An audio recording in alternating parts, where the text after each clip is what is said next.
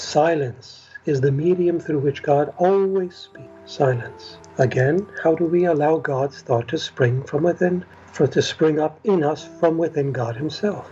In silence, we attune our ears to God. And in that silence and in the attuning of our ears, we begin to discern his voice, little by little. Remember, there is no infallible monopoly here. Let not one person listening think every time they enter into God's presence, God will always talk to them the way they intend. That's not how it works. Remember, God is the author. We don't tell God what to do. We don't tell God what to say. We don't tell him when to speak. He does this in and of himself, free of our effort.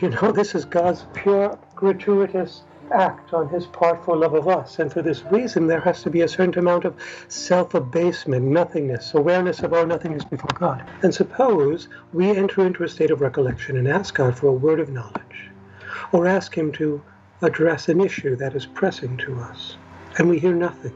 Let it go. Don't force the issue. God will eventually speak when his time comes. When his time comes for him to decide. Now, certainly, there's nothing wrong with persisting.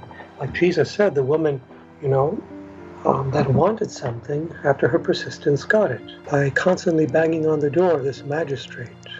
So there is a place for persistence. And that is called intercessory prayer. But that's not what we're talking about here. We're not talking about intercessory prayer. We're talking about contemplative prayer, meditational prayer. It's different than intercessory prayer. There's a time for that.